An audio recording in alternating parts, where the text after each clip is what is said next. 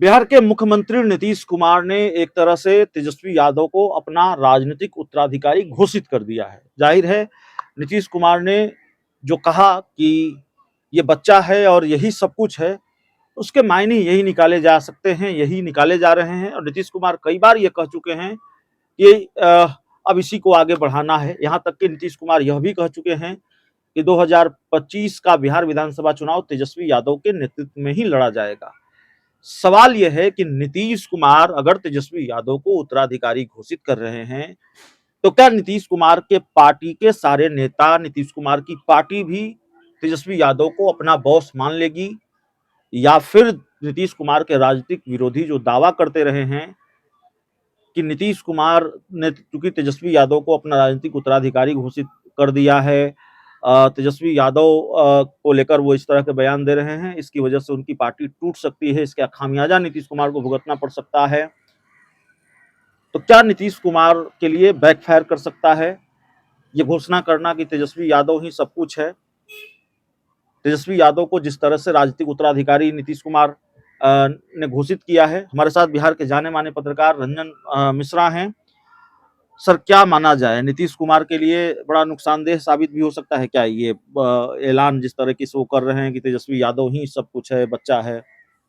बिल्कुल नुकसान तो उठाना पड़ेगा जी इसलिए कि देखिए उसके कई कारण हैं। जी कारण ये है कि अभी फिलहाल तो हम लोग ये बात कर ले कि लोकसभा चुनाव जो आने वाला है जी उसमें नीतीश जी के कई जो जो जीत कर आए हैं, एमपी बने हैं, उनका क्षेत्र का समीकरण कुछ अलग अलग है। जी जो कुछ बीजेपी के सपोर्ट से बन के आए हैं, कुछ नीतीश कुमार के साथ थे तो उस वजह से।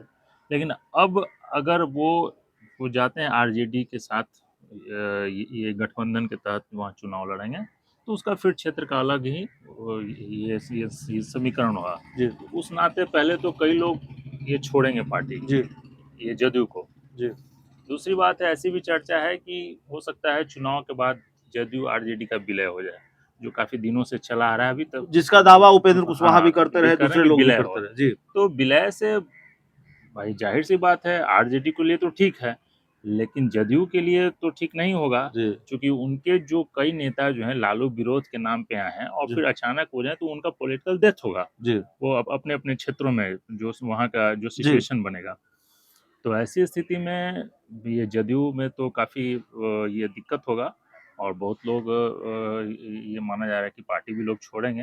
जी तो इस तरह से ये जदयू के सेहत के लिए ठीक नहीं है। जदयू के सेहत के लिए ठीक नहीं है।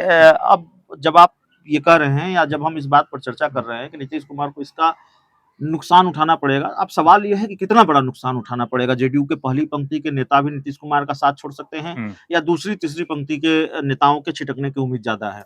बिल्कुल, पहली पंक्ति के ही नेता लोग छोड़ेंगे, जी जो ज़्यादा जो है संभावना। और दूसरी, तीसरी का तो खैर वो तो है ही। जी तो वैसी स्थिति में अगर ये होता है तो नीतीश कुमार को नुकसान होगा। कहीं हमको ये लग रहा है डर जी कि कहीं एक समय जो समता पार्टी ये का गठन हुआ था, जी तो समता पार्टी में भी इसी तरह का था। जी और अंत में क्या हुआ समता पार्टी का? जी समता पार्टी हो गया स्वर्गीय पीके सिन्हा जो विधान पार्षद थे, जी नीतीश जी के बहुत क्लोज थे, जी उन्हीं के अटैची में चला गया। जी अब कहीं समता पार्टी का ना हो।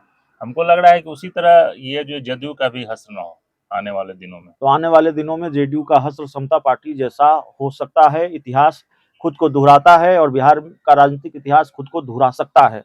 इस पूरी चर्चा में, इस पूरी रिपोर्ट में इतना ही। बहुत बहुत धन्यवाद।